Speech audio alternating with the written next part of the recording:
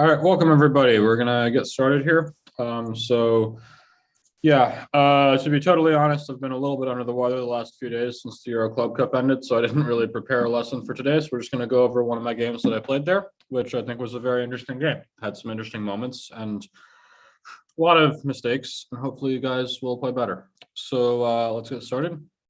This is a game I played with white against Ivanisevic. Started off as Slav here. All right, who knows what the main moves are in this position? Anybody know what black normally does here? Yeah, so there's a few moves here. There's, as people are pointing out, there's DC4, H6, and Knight BD7. So while I was preparing for Ivanisevic, I saw he was playing a lot of Botvinnik, and I had prepared some fun stuff there. But he had also tried some Cambridge Springs, and after E3, he was playing this line with H6, Bishop H4, G5, Knight H5, which I had done a bit of work for and didn't think was wildly great for black. And he wasn't really playing Queen A5, which is the main Cambridge Springs like I recommend in my ChessDojo. So anyhow, in this game, he played the move H6, which is a fine move, but one that he basically never played before and one that I hadn't checked at all before the game. All right, we're now talking strictly about practicality, but under these circumstances, knowing that his main lines were Botvinnik and that after in the Cambridge Springs with Knight BD7, after E3, he's always playing H6, G5, Bishop H3. We have not reviewed Bishop H4 or Bishop takes F6 for this game, but which move are we going to play and why? This is about practicality. Yeah, so a few people are giving options. Anybody want to explain why they would choose the move they would? Okay, Rio, you want to talk? Let me see, find you. All right, there you are. I would play Bishop 6 because Bishop H4 gives him the opportunity to play G5 and Knight H5, which is what he wanted, or go back to his Botvinnik with D takes C4. While Bishop 6 would take him to like a completely new kind of position. Do you think Bishop takes F6 leads to a dangerous position for black? Not really, but it takes him out of his comfort zone. So if you're talking, okay, so if we're talking about comfort zone, essentially here, what you're saying is we can trade this bishop for the knight. And according to you, something like this with Bishop H4, where his main thing is to do this, he's going to trade this bishop for the knight anyway. He's going to burn some time doing it. He's going to compromise his king side. Why would you rather take the knight voluntarily? He could also go to the chess post back to Botvinnik, I think. But keep in mind, for what it's worth here, if he wanted the Botvinnik, he would have just taken on C4 here. He would not have started with H6. There's absolutely no reason. And so yeah, I think in practice, it's a lot better to play Bishop H4 here because basically after Bishop takes F6, Queen takes F6, there's a real limit to how much better white can ever be in a position like this one. And I don't really think it's much. I think even if you came to this position with black knowing absolutely nothing, I find it very unlikely you can ever find yourself in a really questionable position. And so, sure, if this is what you prepared and this is what you're ready for, fine. But if you're coming in blank, you have to realize that Bishop takes F6 is a pretty tame option. Now, if you're playing somewhere you're worried, like, wait, I haven't checked this at all. Bishop H4, it's going to get to this Moscow variation like so, G5, and well, white's a pawn down and this bishop on F1 is restricted. And of course, white has plenty of compensation. You can open both sides of the board. He has A4, B3, H4 breaks very easily. There's a lot of sharp lines here, and you can just end up a pawn down if you're not careful. If you're playing someone where you believe, wait a minute, this guy really is just playing the Moscow variation, and I haven't prepared this Moscow gambit, maybe Bishop H4 being safe and conservative would be the better way to go. In this particular game, when I was looking at what I was seeing, I was like, look, if this guy wanted to play the Botvinnik, he would have just taken on C4. So I chose to play Bishop H4, and I hadn't reviewed this in like 8 years. So if he had taken on C4 and just knew all of his stuff, it's very likely I would have gotten into a lot of trouble. But the way I'd evaluated it was this guy is playing a fair amount of semi-Slavs. He's never playing H6. He's always playing into Knight BD7 or D takes C4. If he's randomly prepared the Moscow for this specific game against me, where I've mostly been playing E4 with white on move 1 anyway, if he's randomly prepared the Moscow, I'm the first guy he's played it against. I'm just going to call that bad luck. I mean, the Moscow gambit is not something you can fake. After D takes C4, E4, G5, In this position, white has e5, h4, bishop e2, knight e5, queen c2. He has like 6 different decent moves. And then after that, he has another like 6 different decent moves. Oh, sorry, I have to let people into the meeting. Hang on. Oh, that's why. Okay, admit. Yeah, okay, everyone's in now. But white has like 6 different ways you can play in this position, maybe more, and all of which are very dangerous and require a huge amount of preparation and knowledge. And I just didn't believe that my opponent would have that.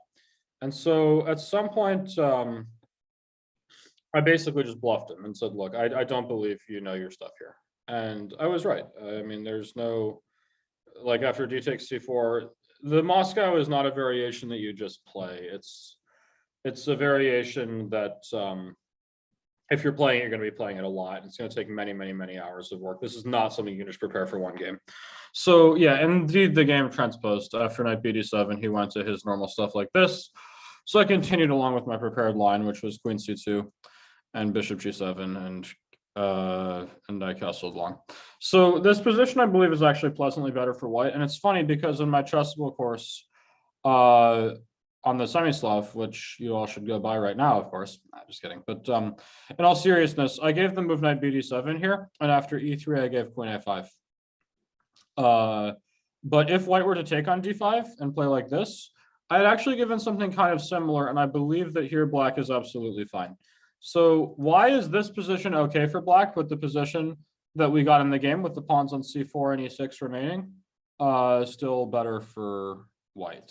Let's see if anybody can figure that out. Ryan, what happens if e4 instead of e3? Where e4? Here, like this position?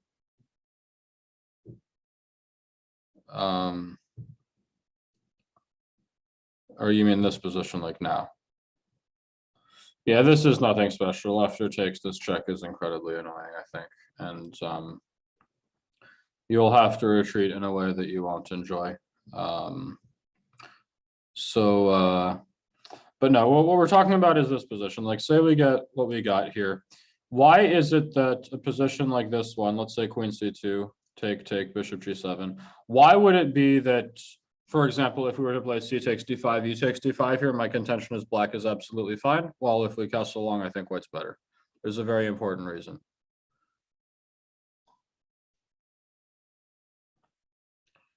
e4 doesn't give an isolated d pawn. I don't think that's really important. I mean, here, this bishop on g7, if it gets opened up, is going to be the boss of the board. Now, I don't believe it will get opened up. I think that white can keep it under control. But yeah, so Eric Fang, you want to share with us the point? Seems like you had a decent idea. Okay, I will unmute you. Hang on. If c takes d5, e takes d5, like, and then like queenside castles, like usually in the Slav, the bishop cannot get out. So then now after e takes d5, and then like let's say like knight b6 or something, the bishop can come out because like e takes d5 opens up the bishop.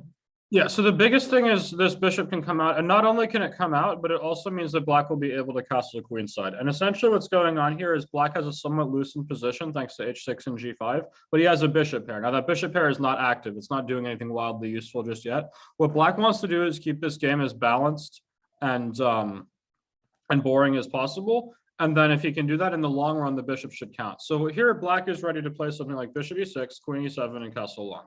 And when he does that, the kings are on the same side, so attacking potential should be reduced pretty significantly. And eventually you can imagine him playing h5, h4, and trying to open some lines.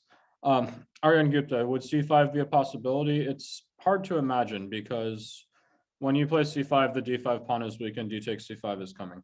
But if you compare that to what would happen here, so like let's say after castles, black is not going to be able to play like, so he played queen e7 in the game, which is best. But like if he tried to play the same thing with like knight b6 here, this position is just going to be bad for him because this bishop doesn't have a place to get out of the way and then get himself castled. So for example, I think I'd actually prepared this when I gave the move knight e5 in my analysis. When if black takes this one and takes c4, he's just going to get checkmated.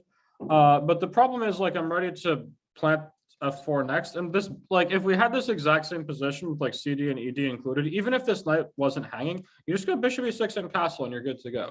But here, when you play bishop d7, that's an incredibly sad move. If I play like f4, you're not going to castle. I'm going to play c5. And now this knight is going to get booted back to a8. And we're going to see how much black is going to enjoy that. So basically, I think that the absence of c takes d5 and e takes d5 tilts the balance pretty heavily in white's favor. So after king b1, black castled, and I played bishop e2. This was still preparation. And in the game, Ivanisevic played b5, which was a bit rash. But let's imagine he had been more sedate and played the move rook d8, which is the only move that had been played here so far in human practice. So here, white, it feels like white should be better, but it's not that easy. And I think he has an important move. What should he play?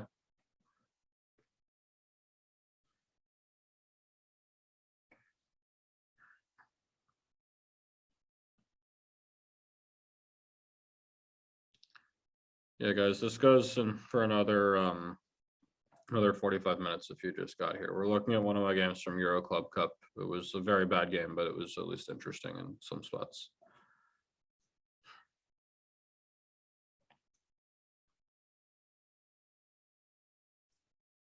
I'm in Central Time, so I understood what you meant. But we made a move for white here and a reason behind it. A lot of people are giving e4. So basically here, the big problem that black is facing is that this bishop is passive, and that's the reason that white's position is playable. If you think about, like, how many times can you ever imagine white playing in the Grunfeld or the Dragon, leaving black with an unopposed dark squared bishop and getting a reasonable position? It's probably not very many times. So essentially here, as soon as you touch this e-pawn, this bishop has potential to wake up, and that can be a very, very scary thing. So for example, say we go e4, d takes c4, and black just starts throwing b5 and then c5, and even if it costs him a pawn. And this, as soon as this bishop wakes up to the queen side, this is bad news. You're never going to get mated with black with a bishop on g7 like that, and you really don't want this bishop to wake up. This pawn is quite nice on e3. All right. So Rio, you have a move you want to share with us?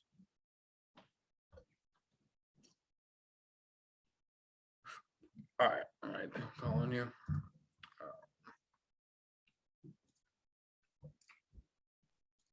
Okay, so I want to play knight h2 because I want knight g4 is coming attacking the h6 pawn, so he can have either f5 or knight f6. Okay, like if f5 we have g4 and that too, so we're weaken the king. So I guess he has to play knight f6.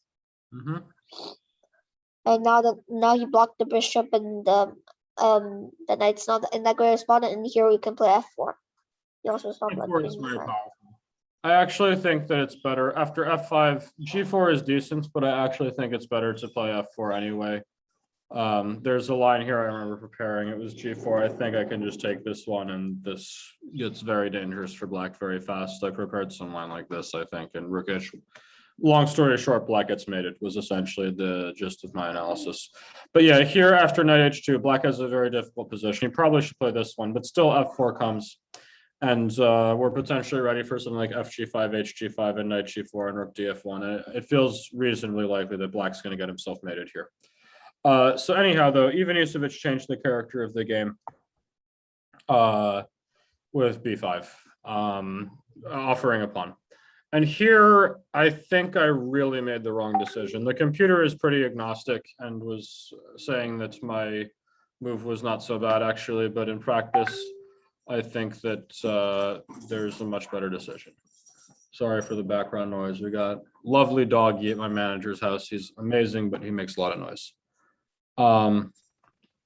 So what's this? We need to hang on. This is getting loud. Can we get Thor outside? All right. No. Yeah. So we're gonna need to do something about this pawn on c4. Okay. Sorry, guys. All right. We need to do something about this pawn on c4. What are we gonna do about it, and why? All right, that should be fine. Lovely doggy, but he makes a lot of noise. Now he's upstairs.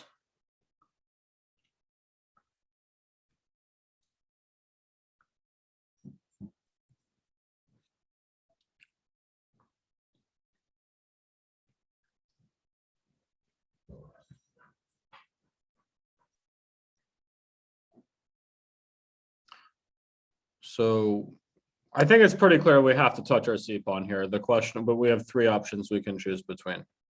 And I think I chose the wrong one.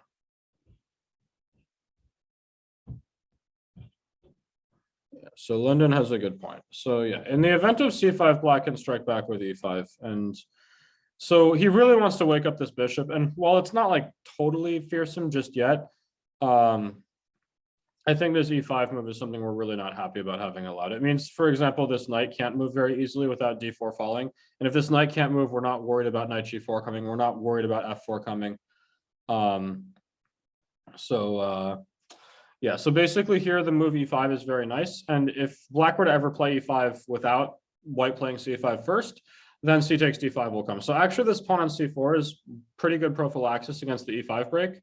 With black playing B5, he's trying to compel you to play C5. And I think after C5, E5, black should have good counterplay.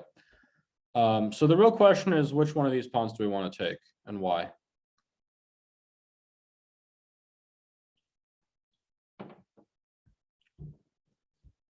Let's see if anyone else has a move here.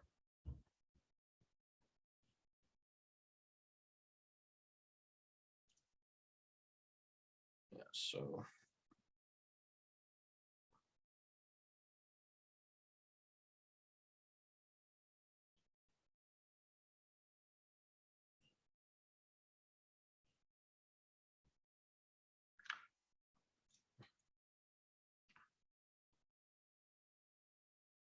All right, Roger, you want to share with us?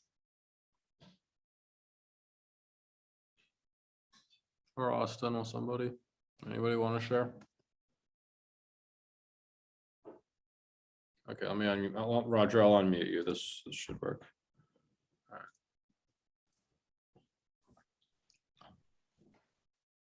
right. So first of all, I was thinking maybe if b5, then black would have this c5 move. I was thinking about this, and I just noticed that the bishop gets a lot more scope after either black takes or white takes on c5. But if you take on d5, then pretty much black takes with the e pawn, and now it just looks like it's very hard for the bishop to open up. Yeah, so here I think this is quite reasonable for white. So essentially, let's say we start with bishop d3. I think the real reason is, yeah, this bishop is going to have a very hard time waking up, because the only way I can imagine you playing c5 without dropping like both b5 and d5 is to play b4 at some point. Whenever you do, white goes knight a4 and then goes rook c1, you are not going to get c5 in here. And here white doesn't even need to give mate, which is good because I don't think you're going to. But like, let's say we go rook c1 and target this pawn. Then we go bishop f5 and harass this knight. If we might just straight up take it if black allows it, and we go knight c5 and knight e5, and all of our pieces are going to be really good, and we can just win this game on the queen side. It's not like black's ever going to wake up his pieces particularly effectively. So I really like this option. So when I took on b5 here, I was sort of expecting black to take back, which was just incredibly stupid of me because it's not going to happen. And my thought was, after bishop takes b5 in here, there's a very nice, nasty move for white that basically just wins the game immediately. Anybody want to give it a shot? So Lyndon, that's a decent move, but yeah, Aryan, I like your move better. Aryan, what do you want? Yeah, Zoe as well. Yeah, everyone's getting this. I think bishop takes d7 is good. Now, probably knight takes g5 is the most direct, but just speaking strictly strategic chess, I think after knight a4, black can resign. We stick this knight on c5. I think both of white's knights are better than both of black's bishops. He has absolutely no counterplay whatsoever on the open c file. This just looks absolutely resignable to me. So this means that if we had taken on d5, black doesn't really have this option. Again, basically, I'm going to pre-move takes and then knight a4 and stick this knight on c5. And white looks essentially winning.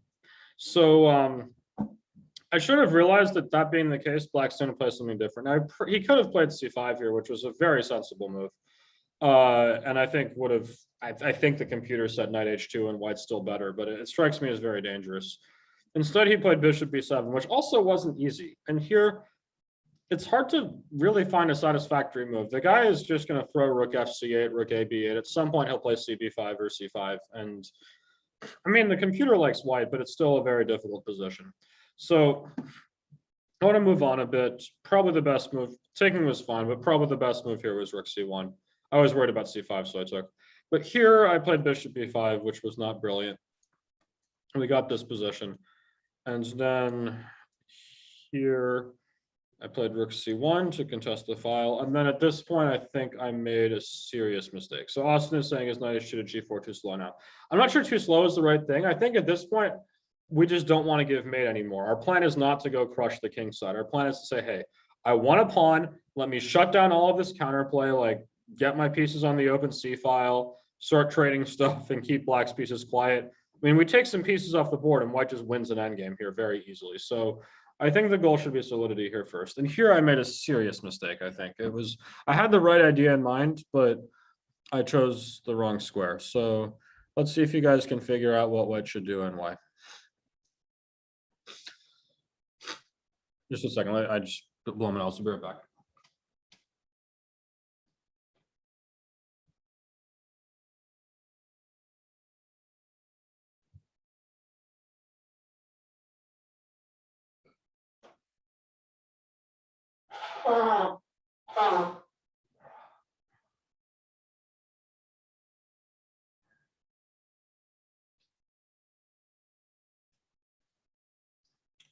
All right, sorry guys. Okay, so a lot of people are giving me a3, knight a2, knight b4. I don't like that. I think a3 is just begging for a sacrifice in your face. So black is going to play knight b6 and knight c4, and then some kind of rook b8, rook b3. I think giving him the b3 square is a real problem. And furthermore, bishop f8 can come for a sacrifice, so this is really asking for trouble. So Aradia played the same mistake that I did. You want to share with us your thought process, and then we'll see why it's the second best move? All right, so Aradia, let me call on you. Okay, so.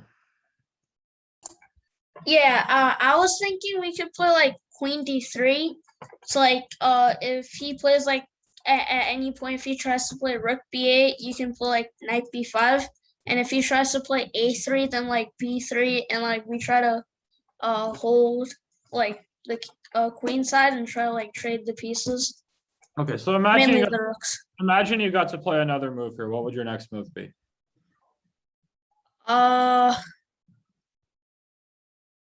Probably knight. Maybe yeah, wait. Maybe a knight b5, but I think also knight d1 might be okay, but that seems a little passive. I think we have a better plan for our next move. Anybody? Yeah, Ashish, you want to share with us? I can ask you. Oh, I said like rook h2 and rook ch1 to get counterplay. So your goal is to go give mate with rook h1. Yeah. Yeah, I think you're not trying to give mate here. Your whole goal should be to just keep this under. Like if you can keep this position under control and just start trading pieces, you should be in very good shape. Yeah, Austin, I like that move. You want to share with us? Yeah, Lyndon as well. Okay, yeah, everyone's getting this now. Yeah, I really think the white's plan should be to play rook c2 and rook hc1. If we can do this, we can overprotect the b2 pawn, which is our main weakness around our king, and then fight for the only open file. And at some point, if we just take the only open file and then move the knight and say, okay, you have a choice. You can trade a whole bunch of rooks, at which point your attack is over and you're a pawn down, or you can give me the only open file. That's not going to be a choice that black enjoys making. So this plan of playing rook c2 and rook hc1, I think, makes a whole ton of sense. And that's why I played queen d3. But I actually believe queen d3 was the wrong square for the queen. Where should the queen go instead and why?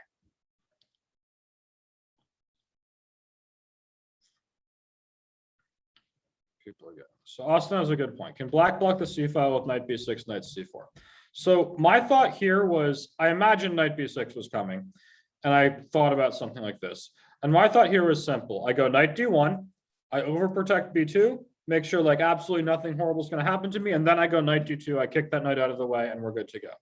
That was my plan. I thought I'd bring knight d1, knight d2, open the c file, pawn up, game over, was essentially the extent of my thought process. This was wrong. I missed a key resource. Where should white put the queen instead and why? So guys, a lot of people are always trying to play e4. E4 just feels like such a bad move to me. You don't want this bishop to wake up. As soon as you play e4, you're unable to move this knight. You're walking into g4. Like once this bishop wakes up, you have a massive problem. But there's a very serious reason that this queen should have gone to a different square than d3.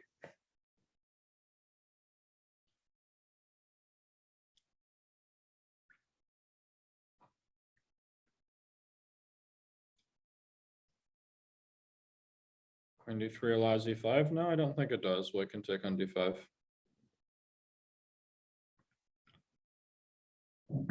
Okay, let's put it this way. What's the one weakness in White's position that he wants to be most worried about protecting? Yeah, it's b2. This pawn on b2 needs protection. Now, I thought I had this under control, but I didn't. So there came knight b6, rook c2, knight c4, rook h c1. And when I got to this position during the game, I really felt like I should be good to go. But then when you started thinking here, I realized there was a problem. So what I'd like you guys to do now, I mean, black is like one move away from just losing this game without a fight. Let's see if you guys can find the way to make counterplay. But think carefully, because this is not wildly easy. My whole plan was, remember, just knight d1, overprotect b2, knight d2. I think if I can pull off knight d1, knight d2, black's just going to lose. But there's a way here for black to make serious counterplay that I had underestimated.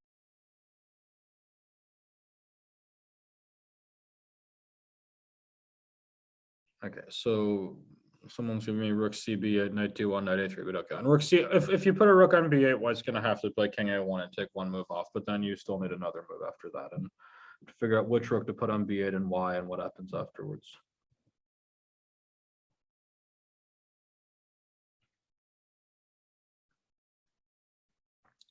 Ariane has something closer to correct. Maybe Ariane, do you want to share with us?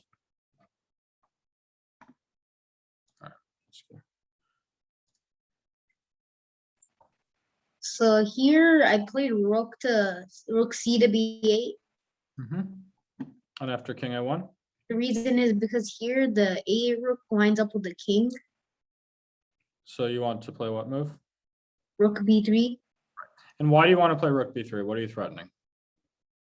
Now possibly a3. Right. So what we want to do is occupy this square so that a3 comes, and then white cannot play b3 in response. So if you had played a3 here after b3, White's going to win for sure. But after rook b3, we have this tremendous threat of a3. Now, this is not an issue. I had seen this. White has knight d2, which is an only move, but it's not wildly difficult. At this point, we're ready to meet a3 with knight takes b3. And once we've gotten rid of this knight, I don't believe in this attack anymore. A3, a takes b3 is fine, and the king can run. But we're starting to look in the right direction. Occupying this b3 square is useful. So Roger, you have a point you want to share with us?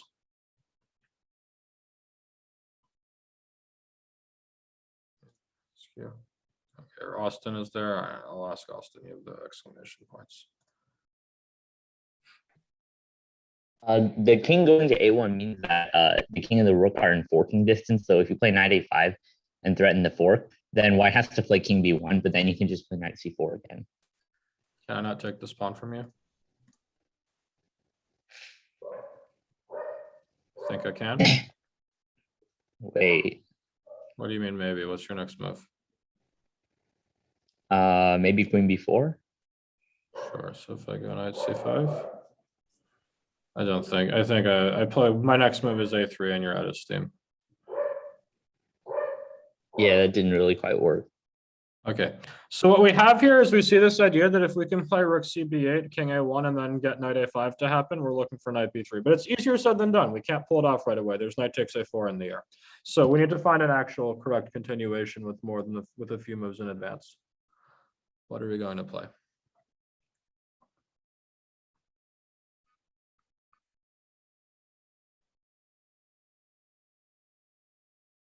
Keep in mind, guys, everyone's saying knight d1. I'm not going to play knight d1 unless you force me to. I mean, I can play knight, but probably my next move, if you don't do anything, is going to be knight d2.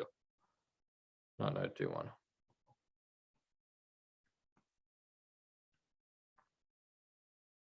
Okay, so Sanyana is getting closer, which is queen b4, and this way we're getting ready for knight a5. But here I think knight d1 might be a bit more feasible because now I'm actually not worried about knight a3. And here I might be ready for knight d2 next. Like, for example, if you play, maybe you can play rook cb8 here though. If you play rook ab8, I can probably go knight d2, and I don't believe in this. This is not going to work for black, but no, we want to find a way to convince white to play knight d1 so that then knight a5 becomes possible. Rook cb8 is a good start. But after king a1, we need a better move than knight a5. We need to find a way to encourage white to play knight d1, and then knight a5 can come.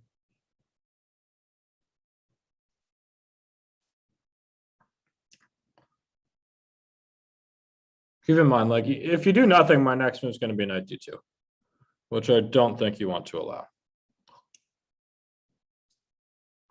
A lot of people are giving some kind of bishop f8. That's just going to allow knight e5 at some capacity. So give me like a real line, guys, not just a move. I mean, you tell me what move you make and then what white's going to play in response.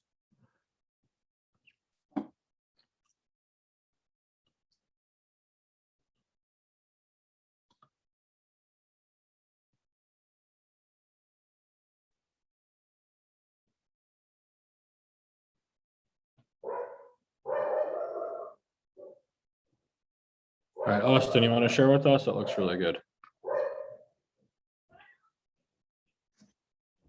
All right, so actually, it was the other Austin I meant, but no, it was that one. Okay, so it's Austin May. Let me. All right. My idea was to play queen b7 first to force him to play knight d1. And then now we play knight a5 with the threat knight b3 with the fork. Yeah, and here actually white can basically resign. You can't stop it. He's losing his rook on c1. The queen's a bit worse placed on b4 because white can play a3 to make room with a gain of tempo in some lines, but queen b4 would have been decent too. So here, I realized at this point, I mean, I realized when he was thinking here that I had sort of lost control and that at this point I was going to need to alter things. So back in this position, this is exactly the position I was talking about. This queen would be so much better on e2. So that makes sense to everybody now? Like, we would not have to worry about knight takes b2. We'd have a move to do whatever the heck we wanted. And I think that would have been a huge step in the right direction for white. So this is why the queen is misplaced. And in fact, queen e2 might be the best move. I played rook b1 instead. And there came knight a5, a3. Just want to skip through the next couple of moves. He played rook a5, which was not wildly intelligent, but I responded with an equally stupid move. I played knight d2, and I had calculated this line: e5 take on d2, knight c5, take dc, knight e4, c6. I take on d5 and I win. Or knight c4, I can play e4 and I win. Unfortunately for me, black has two winning moves in this position. But what is he going to do? Yeah, well spotted, Brian. Yep, you got both of them. One of them is incredibly straightforward. Yeah, well spotted, Alex Wang and Eric. Yeah, everyone's yeah, okay. Just take this rook. This somehow missed, but even more grotesque. I mean, to be fair, I didn't actually play this. I caught myself before I did, but I missed it in my preliminary calculations when I played knight d2. Yeah, and Lyndon as well. This e4 is even more grotesque. Hit this queen and then queen b3 and made on a3. So I realized here that I had to alter my plans. I took this one. All right, guys. Nobody likes finding only moves to survive, but that's what you all have to do here. White can resign if he doesn't find the best move. You just have to calculate and find the only move that doesn't lose immediately, and it's not easy to do, but good luck. Sorry. So Lyndon, that's a good start, but there's more than one move that does that, and you have to find what black's big threats are.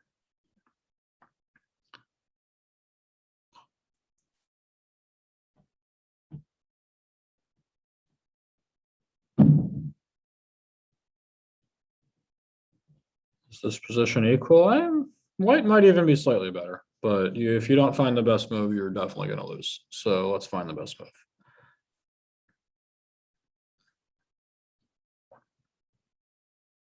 Queen d2. So far, nobody has found the best move. A lot of people have pointed out moves that don't work, but that's a big difference between that and finding one that does work. You have to figure out what Black's big threat is. And that's what you need to do to save the game. If you don't see Black's threat, you're just going to lose. Okay, Kelsey Liu, very well spotted. You want to share with us?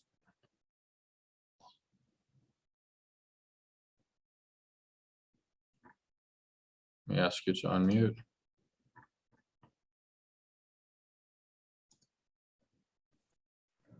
So Black wants to play Queen B3, King A1, and Queen C4 because you have to move the queen. If you go to Queen D2, that's possible. So you need to play Queen E2. Yeah. So my first thought here was to play Queen D1 because it felt like a very natural move to keep in touch with the D5 pawn. But then I realized that this is coming, and now we have a huge problem on our hands as Knight B3 is not messing around. Is this a draw after Knight B3, Knight C1, or is Black going to do something more grotesque here? Let's use this Queen A2, and trust me, this is not how you want to lose a chess game. So basically, once I realized this, that Queen B3, Queen C4 is a colossal threat, because like here, there's just nothing. Like Knight B3 kills you next move, and there's nothing until you can do about it. Once I realized that was the case, it's not too hard to see that you must put the queen on the E2 square so that after Queen B3 and King A1, you have the C4 square under control. And actually here, White might still be a little better. The best move now was Rook D1. But I played Knight D4, and this allowed Black a fantastic resource. So let's see if you guys can figure it out. This is really difficult, but see, I believe in y'all.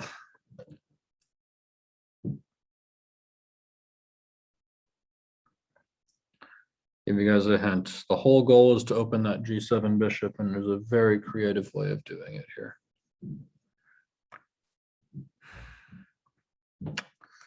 Knight E6. That does not strike me as very creative or effective. It's similar to the game. I think Black's just worse after Rook D1. All right, Austin, you want to share your lines?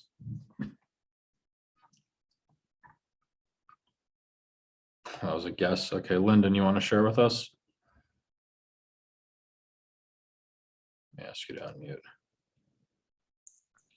Well, so the move I was thinking was Queen B3 because you're giving up a queen for a rook and a knight, but you're also opening up the bishop, King A1, pawn takes C2, Queen takes C2, and feel like Rook B3 just because the knight can't move, otherwise Rook takes A3, and otherwise your next move is taking on C3 with the bishop. Yeah, this is crushing, but what if White ignores you and plays King A1? You didn't have to take your queen, of course. Well, I'm thinking the move Queen C4 right now. Trading queens? But Nah, if you trade queens, White's good to go. Anyone's, I think someone else had this. Zoe, you have the move for us?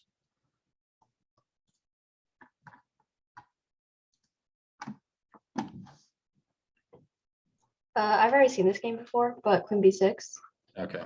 Yeah, Queen B6 is very powerful. And the point is basically here, there's no way for White to bolster this knight sufficiently because Knight B3 is a colossal threat. And there's just no way to stop this bishop from waking up, which is a huge problem. So like if you play something like Rook D1, like, okay, already here, this probably just wins in Knight B3 and we're taking material. So I think this knight is going to have to move. And once this bishop on G7 wakes up, that's a very big issue for White.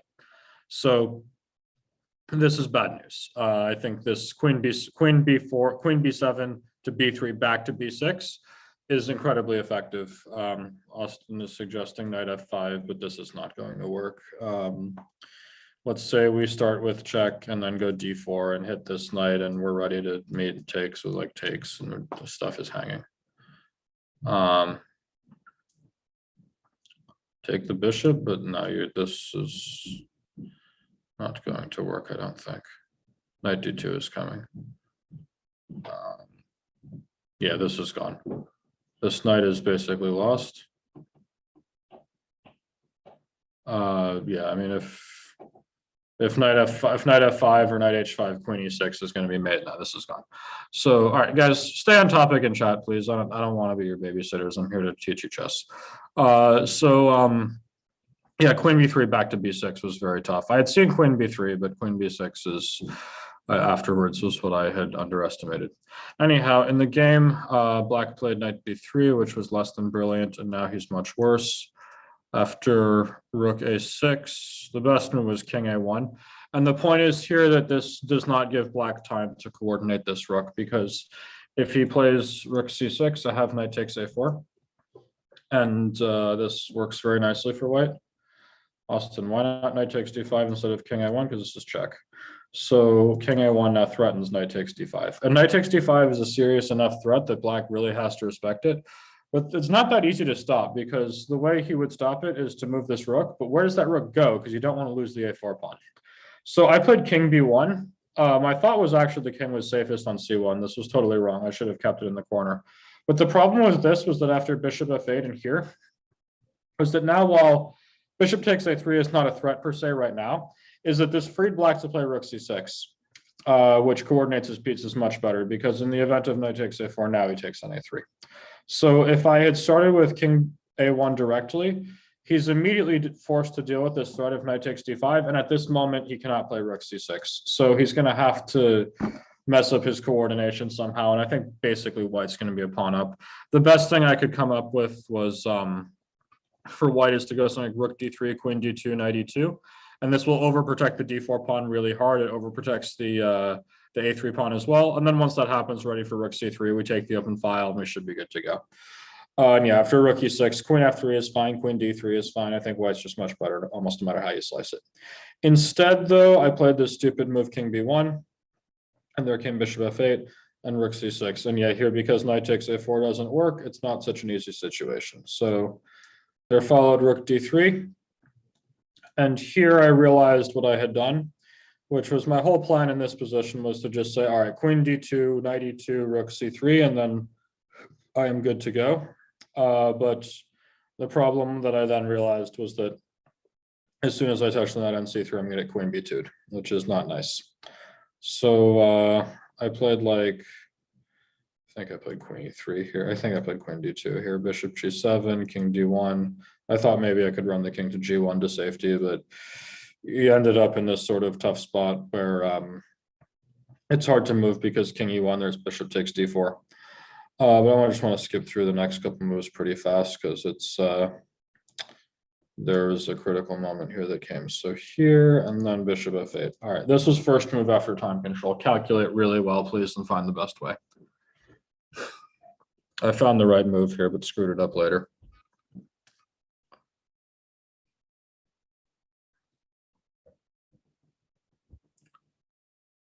Eventually it was a draw, but I don't know. You guys will see. This was with Ivanisevic, but let's find the best move here.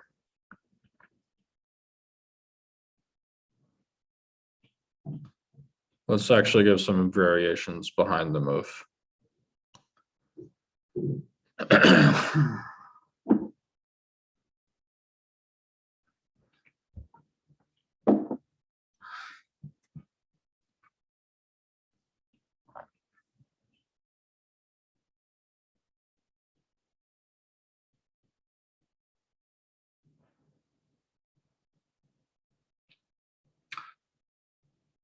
All right, Lyndon, you want to share? Okay. Okay, the move is knight takes a4. And the point is the queen on b3 is being attacked. And so black really has two moves. He could take on, actually three moves. He could take on e3, but after f takes e3, he has nothing because c8 hangs in the case of rook takes a4. If queen takes a4, b3. This move? Yeah. And if queen takes c2, I just don't buy this. Rook takes, and don't buy this. White needs 5 only moves in a row to win this game, and hopefully you would calculate that in advance. Knight c3. Nope. I think Okay. you're already worse after rook takes b2 then. Okay. Or at least you have to work for the draw at that point. So let's be careful. All right, guys, find the only moves here. Full variations. I think it's 1, 2, 3, 4, 5. Yeah, it's like 6 only moves in a row to win this position. This is a very annoying rook on c2. Okay, so a couple people have given me this line here, here, takes, here, check, check, king f3, and white wins, yeah? That's what you guys have given me. May I suggest you look for candidate moves in this position?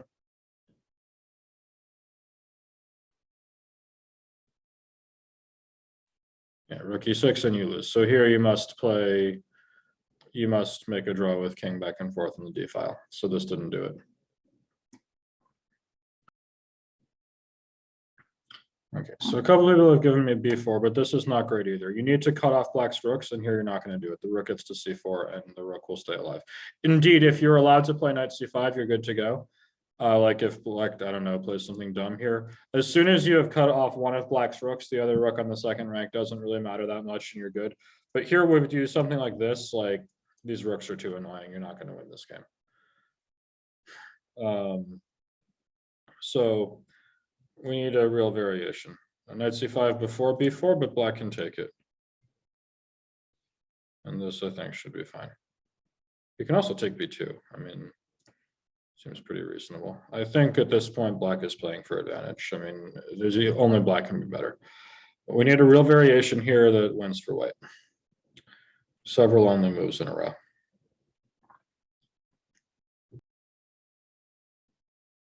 It's not easy, guys. I mean, like, if white doesn't find the right move here, like, it's very easy to become worse. This rook on the second rank is really problematic. Okay, so everyone wants to play knight b6. Fine, I'll give you knight b6. Now what? Next move is also important.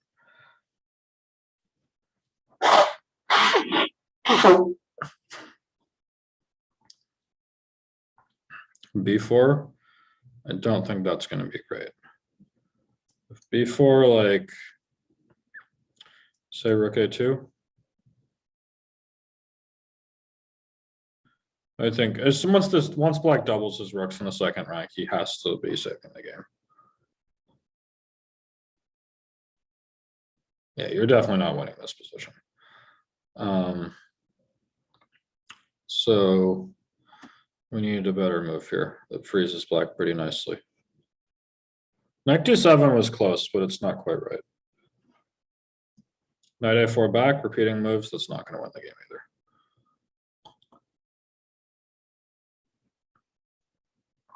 either. Okay, so Sefra, you want to share with us?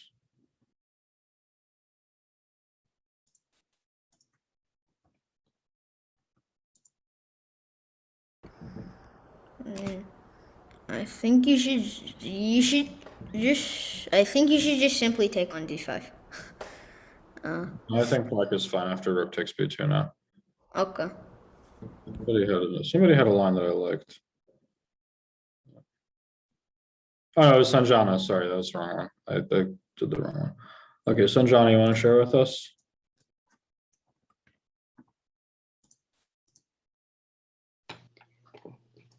So here, queen e8. Okay, so This is a really nice move. What's so good about it? it's with the similar ideas with knight d7, and here I was thinking if rook c1 check, king d2, rook c2, king d3, it's difficult for black to prevent knight d7, and if king g7, then queen e5 check with knight takes d5. Yeah, so there's a few points here. First of all, if black ever has to play rook c1 check, you're incredibly happy to get your king off the back rank. But the big point is it freezes both rooks. So this rook can't take on either f2 or b2 because the rook on c6 is hanging in response. And so here after king g7, so white's threat, like if black just does something stupid, is to play knight d7 and execute the same thing as last time, except without allowing rook takes b2. So if black could go rook takes b2 and then rook b1 check in time, it would make a draw, but here he can't.